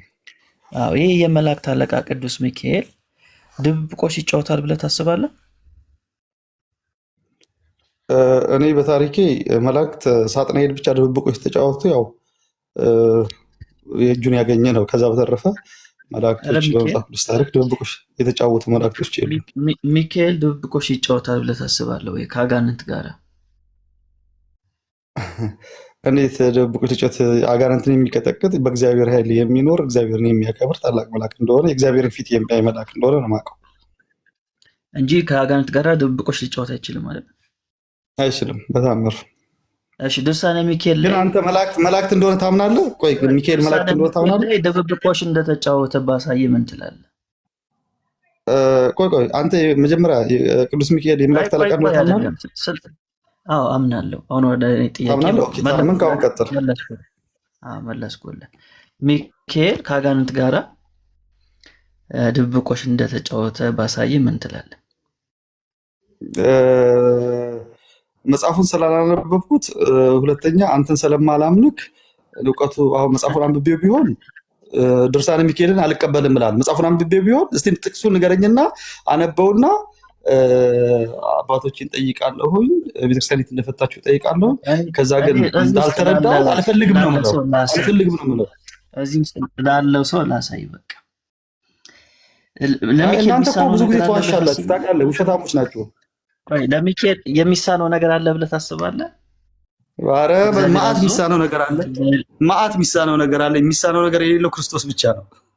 እኛ ቤተክርስቲያናችን ያስተማረችን እግዚአብሔር አዞት ማድረግ የማይችለው ነገር አለ። ኦኬ እሺ፣ እግዚአብሔር ታዘዘው የእግዚአብሔር መንፈስ ይመራዋል። ከዛ በተረፈ ግን መላእክት ይኸውልህ ሳጥናኤል ሲሳሳይተናል። የመላእክት አለቃ ሆኑ መላእክት እኛ ከእግዚአብሔር በስተቀር ክርስቶስ በስተቀር ማይሳሳት ማንም የለም። እግዚአብሔር አዞት ነው ያልኩህ። እየሰማኝ አሰማኝም እኮ እግዚአብሔር ታዘዘውማ ይሳሳታል። እግዚአብሔር አዞት ለምን እንደሚሳሳት ታውቃለህ? በቤተክርስቲያናችን ትምህርት ሰው የራሱ ፍቃድ ስላለው የሚያቅተው ነገር የለም። እግዚአብሔር አዞ ግን ፍቃዱን ተሳተ እሱ በቃ እኔ ላሳይ እንትን ነው ጽሁፉን ላሳይ። በቃ ችግር የለው። አይ ጥያቄውን ጠይቅ እንጂ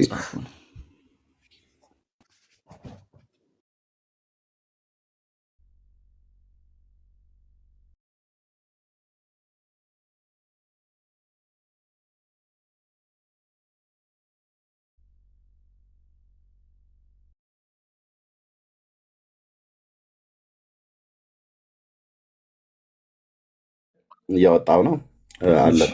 እሺ እርምዬ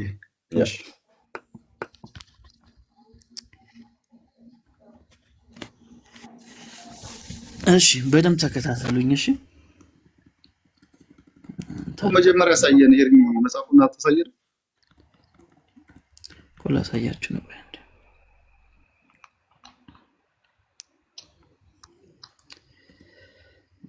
እሺ ድርሳነ ሚካኤል ዘጥቅምት ገጽ 319 ላይ እንደዚህ ይላል። እሺ ምን ይላል? የእግዚአብሔር የአምላካችን የጥበቡና የጥበብን ምላት የታምራቱን ብዛት ቀጥሎ እንደሚከተለው እንሰማለን። እግዚአብሔር በፍጹም ልቦናው የሚወድ ትእዛዙንም የሚፈጽም አንድ ሰው ነገረኝ፣ እንዲህም አለኝ አለ። የክርስትና እምነት ያለው ሰው የመላእክትን፣ የነቢያትን ወይም የሐዋርያትን፣ የጻድቃንን፣ የሰማዕታትን ቢሆን መታሰቢያቸውን ቢያደርግ በእውነት እግዚአብሔር ይምረዋልን ብሎ ጠየቀ። አዎን ይምረዋል። መልአኩም መልሶ አንተ ሰው ለመላእክት ምን ያህል ስልጣን እንድትሰጣቸው ላስረዳ አለኝ። እሺ ሊያስረዳው ነው። ከደቂቀ አዳም ወገን ሰውነቱ በኃጢአት የረከሰ አንድ ሰው ነበር።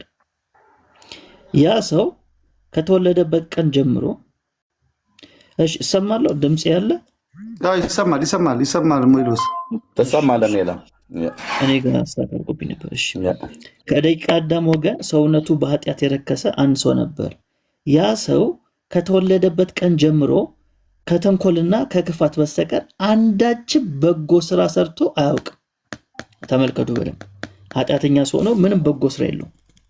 ነገር ግን አንድ ዓላማ ብቻ ነበረው። ይኸውም በየወሩ የቅዱስ ሚካኤልን በዓል ማክበር፣ ዝክሩን እየዘከረ ለነዳያን ማብላት ማጠጣት ነበር። ከጊዜ በኋላ ግን ያ ሰው ሞተና አጋንንት ይቺ ነፍስ የኛ ናት በማለት ሲደነፉ፣ ሚካኤል ግን የኔ ናት እያለ ይከራከር ነበር። እሺ እንዲህም የኔ ናት በመባባል ከጌታ ዙፋን ፊት ስለቀረቡ ተመልከቱ። ሚካኤልም የኔ ናት ይላል፣ አጋንንትም የኔ ናት ይላሉ፣ ይከራከራሉ። በጌታ ዙፋን ፊት ስለቀረቡ ጌታ አራት አማራጭ ነገራቸው አቀረበላቸውና ሚካኤል ወስዶ ይደብቀው። ምኑን? ነፍሱን ሚካኤል ወስዶ ይደብቀው። እናንተ ግን ፈልጋችሁ ብታገኙት ውሰዷት፣ ወይም እናንተ ወስዳችሁ ሸሽጓትና ሚካኤል ፈልጎ ካገኘው ይውሰደው፣ ከነዚያም አንዳቸውን ምረጡ አላቸው። እነሱ ግን ሚካኤል ወስዶ ከመንበረ መለኮት ቢሸሽገው ምን ለማድረግ እንችላለን እያሉ በሐሳብ ጭንቅ ተዋጡ። እነዚህ ማን ናቸው? አጋንንት ናቸው። እግዚአብሔር ምን አለ? ሚካኤል ወይም ይደብቃት ወይም እናንተ ያችን ነፍስ ደብቋት። እዚህ ጋር እያብራራን እንሂድ። በጣም ጥሩ ነው ያነበብከው። ቆይ እዚህ ጋር ቆሞና አረ ነጥብ ስላለ ቆይ ከዛ ተቀጥረሰውና ሰው እንዲገባው ነው ሲበዛ ሜሎስዬ ይጨርሰው ሀሳቡን ይጨርሰው። አዳም ያንብበውና ከዛ ሀሳቡ ላይ በደንብ ትሄድበታለህ። ይጨርሰው ሀሳቡን።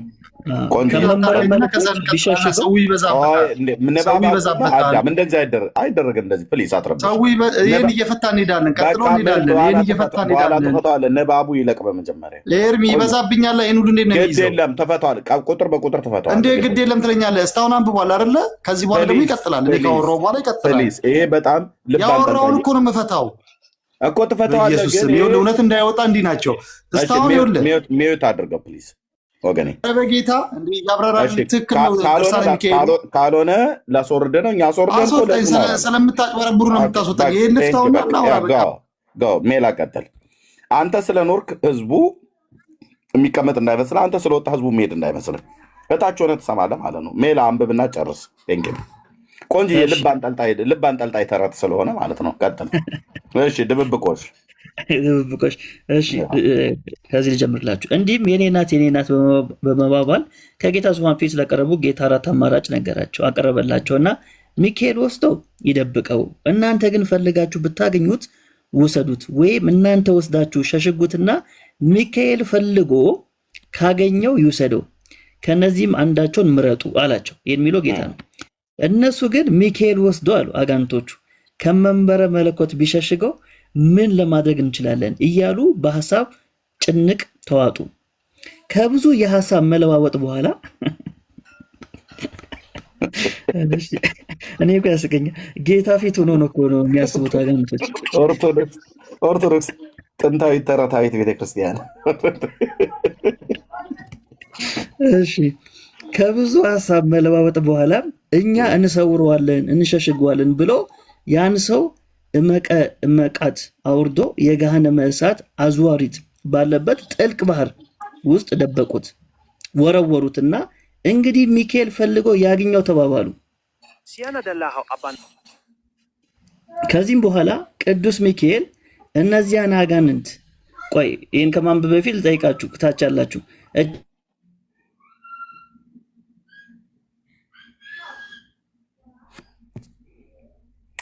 ሜላ ተቋርጠሃል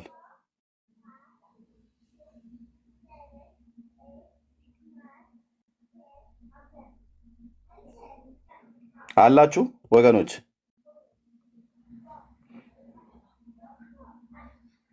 ገስት ላይ ያላችሁ ነው ይሰማለሁ? እሺ አለው። እሺ እሺ ተቋርጦ ነበር። እሺ ሜላ አሁን ቀጥል። እሺ ከዚህም በኋላ ቅዱስ ሚካኤል እነዚያን አጋንንት ከዚህ ቦታ አካባቢ ዘወር በሉ አላቸውና ወደ ሲኦል ገብቶ መፈለግና መንበርበር ጀመረ። ነገር ግን የሚፈልገውን አላገኘም ነበር። በአንድ ክንፉ 7,000 ነፍሳትን አወጣ፣ በሁለተኛውም ክንፉ እንዲያወጣ፣ በሶስተኛውም አወጣ። በመደጋገም በብዙ ሺህ የሚቆጠሩ ነፍሳትን አወጣ። ሆኖም ሊያገኘው አልቻለም። ያችን ነፍስ ማግኘት አልቻለም። በዚህም ሰው ምክንያት ያወጣቸው ነፍሳት ቁጥራቸው 7,540 ድረስ ደረሰ። ከነዚህም ውስጥ ያልተጠመቁ አረመኔዎች ይገኙባቸው ነበር። ያን ጊዜ የሰማይ መላእክት ሁሉ ይህስ እጅግ በጣም አስደናቂ ነገር ነው አሉ። ያቺ ነፍስ አልተገኘችም። ሚካኤል አጣት። እግዚኦ። ከዛ እችን ልጨርስላችሁ። ያልተጠመቁ ነው ይላል፣ ያልተጠመቁ ናቸው። ያን ጊዜ የሰማይ መላእክትም ሁሉ ይህንስ እጅግ በጣም አስደናቂ ነገር ነው አሉ። ጌታችን በወንጌል ተመልከቱ፣ ጌታችን በወንጌል ያመነ የተጠመቀ ይድናል፣ ያላመነ ያልተጠመቀ ግን ይጠፋል ይላል አይልም። እንደዚህ አላለም ጌታ። እንግዲህ እኚህ ሰዎች እንዴት ሊድኑ ቻሉ ብሎ ይጠይቃሉ። አንተ የሰው ልጅ እሊህ አረማውያን የዳኑበትን ሳይጠመቁ ገነት የገቡበትን ምክንያት ሰምተህና አይተህ ተገነዘብክን ተብሎ ቢጠየቅ ቅዱስ ሚካኤል ስላጠመቃቸው ገነት ሊገቡ ችለዋል። ከሲኦል አውጥቶ አጥምቆ ነው ገነት ያስገባቸው ይሉናል ነፍሳቶች። ስለዚህ ሚካኤል ድብብቆሽ ከአጋንንት ጋር ተጫውቷል። እንደ ድርሳነ ሚካኤል ዘገባ ይህን ይመስላል። እንግዲህ ኤርሚሻ ቀጥል። እችን ነፍስ ፈልጎ አላገኛትም አይደል? ሚካኤል አላገኛትም፣ አጣት። ታዲያ በሲኦል ውስጥ እንኳን ያሉትን ነፍስ ፈልጎ ካላገኘ ይሄ ዝም ብሎ አሁን ጠላ ሲጠጣ የሚውለውን ሰው የት ፈልጎ ያገኘዋል ብለህ ነው? እሱ ነው ጥያቄ እንዴ? ይህ በየጫት ቤቱ ተሰትሮ የሚውል ጎረምሳን የት ፈልጎ ያገኘዋል? ዙረቱ ይበዛበታል። ፈልጎ አጣ ነው አይደል ብለው ያሉት። እንዲህ ነው የምትቀልዱት አለ እናንተ በመላእክት ላይ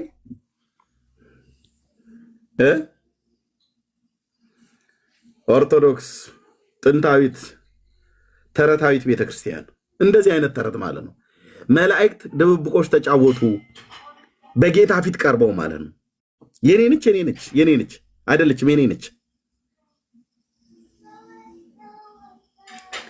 ለዚህ ነው ቁንጽል እውቀት ይዛችሁ ስትሉ የነበረ የእናንተን ሙሉ ነው። እንደዚህ አንቦርቅቀን ስናየው ኑ እስኪ መልሱልን።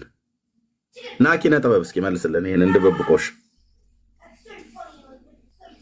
ማረቤን ያያችሁ ልጆች ባካችሁ አይነት እኮ ነው። ነፍስ ደብቆ ሚካኤል አጣ፣ ዲያብሎስ ሄዶ ደብቆ አጣ። በእርግጥ እኮ ገድለ ክርስቶስ አምራይም ላይ እኮ እንደዚህ ብለው ነግረውናል። እሺ ምን ትላለህ ኪነ ጥበብ? ምንድን ነበረ? አልሰማሁም። አልሰማህም? አልሰማህም አይደል? ብዙም አልሰማሁም። በቃ ካልሰማታችሁ ረድ ቴንክ ዩ። ሌሎች የሰማችሁ ሰዎች ነው። አልሰማም እሱ።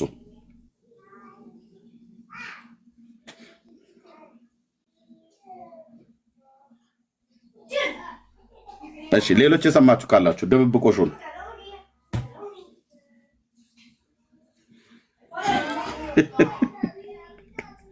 እኔ እኮ ኦርቶዶክስ በጣም በእውነት ምንድን ነው ፈኒ ነች እንዳልል ቄሶች ናቸው። የኮሜዲያን ስብስብ እንዳልል ቄሶች ናቸው ያሉት።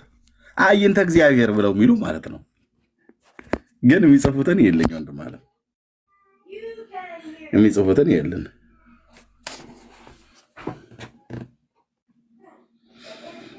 ዘወርሃ ጥቅምት ያነበበው ሜላ ማለት ነው።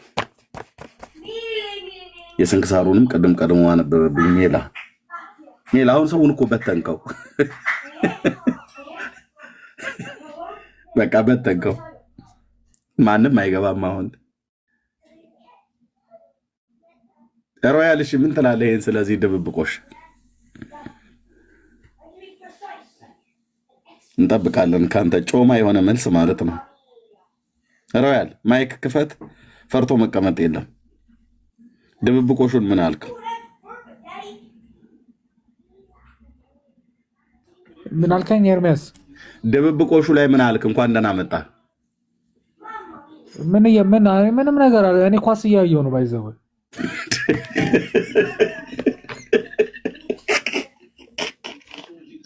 ተናድጃለሁ እዚህ ራሱ አሁን ይሄን ከምሰማ እያልክ ነው። አይ እኔ ገስ ስትልክልኝ ምናምን ገባው፣ ግን ምን አዲስ ነገር አለ ምናምን ምንድን ነው እንዴ? በጣም ነው እንጂ ያለው። እስቲ አንድ አፍታ ቆም። ማን ነው ከማን የሚጫወተው ኳስ? ተወሱን። እዚህ እኮ አንተ ሌላ ኳስ፣ ኦርቶዶክስ እዚህ እኮ ሌላ ኳስ እየተጫወተች ነው። መንፈሳዊ ኳስ ማለት ነው። ጀርመን ዛሬ ጨዋታ አለው። ከተማራችሁ ዛሬ ደስማም ምን እንደመሰለ ተዋቸው። ሲመጡ ዋንጫ ይዘው ከመጡ ተቀበላቸዋለህ። በርሊን ላይ ወጥተህ ማለት ነው። እዛው እነሱ ጋር ስላለ ሚካኤል እና ሰይጣን ያዕቆብ ጨዋታ ድብብቆሽ ይጫወቱ ነበር። ታውቃለህ? መቼ ነው? ምን እንደምታወራው አልገባኝም። ሚካኤልን ታውቀዋለህ አይደል? መልአኩን። ታዲያ ለምን አላውቀውም? ሰይጣንንም ታውቀዋለህ? ሰይጣንማ እሺ ታውቀዋለህ። ያው እንዴ አላውቀውም አትልም መቼም። ኦኬ ያ ድብብቆሽ ጨዋታ ሲጫወቱ ሰምተህ ታውቃለህ? ማለት አልገባኝም። ድብብቆሽ ለምሳሌ ሰይጣን የሆነ ነገርን ወስዶ የሆነ ቦታ ላይ ቢደብቅ ሚካኤል ፈልጎ ያገኘዋል አያገኘውም? ኖርማሊ ከሰይጣንና ሚካኤል ጨዋታ ደረጃ ምን አደረሳቸው ብዬ ነው። አይ ኦርቶዶክስ እየተጫወቱ እንደሆነ እዚህ እያሳየችን ነው። ጨዋታ የጦፈ ጨዋታ ላይ ናቸው። አዎ የጦፈ ጨዋታ። አዎ ዘወርሃ ጥቅምት የጦፈ ጨዋታ ላይ አኩኩሉ አይነት ነገር ይጫወታሉ እያለች ጽፋላለች ቤተክርስቲያን። ግን እያንዳንዱ ነገር እኔ ግራ የሚገባኝ አንድ ነገር አለ። እንትን ይተነተናል የሚባል ነገር አለ አይደለ? ማለት ማንም ይተነተናል። ይኸው ተተንትኗል። ግዕዙ አማርኛው ተተንትኗል። ኖ አይደለም። ለምሳሌ ገለጻ አለው። አሁን ያ ነገር ድብብቆሽ ተጫወቱ ምናምን ብለህ ቢባል ያ ነገር ግን ፍች አለው የሚባል ነገር አለው። እሺ ትፈተዋለህ። እሺ ግን ሚካኤልና ሰይጣን እንደዛ ይጫወታሉ ወይ ነው? ድብብቆሽ ይጫወታሉ? ኖ ያ ነገር ፍች አለው። ድብብቆሹ ነው ፍች ያለው። ድብብቆሹ ነው ፍች ያለው። አዎ ድብብቆሹ ሰይጣን ሚካኤል ወይ ሚካኤልን እየፈራ የተደበቀው ነው አንድ ነገር ብቻ። ሚካኤልስ ሰይጣን የደበቀውን ያገኘዋል አያገኘውም ነው ያልኩህ። እንትን ሆነብኝ ነገሩ ማለት ኖርማሊ ከእንትን አለፈ። እሺ ቆይ ሰይጣን ሚካኤል የሆነ ነገር ወስዶ የሆነ ቦታ ወስዶ የሆነ ነገር ቢያስቀምጥ ሚካኤል ማለት ነው። ሰይጣን ያንን ነገር ፈልጎ ማግኘት ይችላል? አዎ እንዴት አያገኘው? ሰይጣን ፈልጎ ማግኘት ይችላል አይደል? አዎ ሚካኤል አያገኘውም፣ እንደውም ሰይጣን ነው የሚያገኘው። ኦኬ ሰይጣን ያገኛል፣ ሚካኤል አያገኘውም፣ ሰይጣን ያገኘዋል። በቃ ይሄ እኮ ነው ታዲያ። ቤተክርስቲያንም እንደዚህ ነው የጻፈችው። ሚካኤል ማግኘት አይችልም ሰይጣን የደበቀውን፣ ሰይጣን ግን ሚካኤል የደበቀውን ማግኘት ይችላል። ዚስ ኢዝ ኦርቶዶክስ።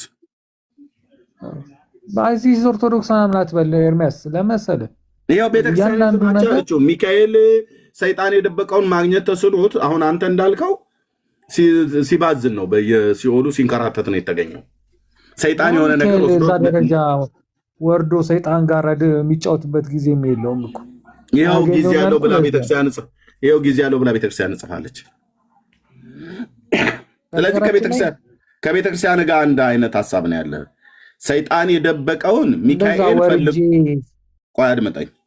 ሰይጣን የደበቀውን ሚካኤል ፈልጎ ማግኘት አይችልም። ሚካኤል ግን የደበቀውን ሰይጣን ግን ፈልጎት ያገኛል። ለሰይጣን የሚሳነው ነገር የለም እያልከኝ ነው። ለሚካኤል ግን የሚሳነው ነገር አለ። ለሰይጣን የሚሳነው ነገር ሳይሆን ሚካኤል እዛ ታች አይወርድም፣ ከሰይጣን ጋራ ድብብቆሽ አይገባም ነው ያባባል። እሺ ሲኦል ድረስ ወርዶ ነፍሳትን አውጥቷል አላወጣም? ሚካኤል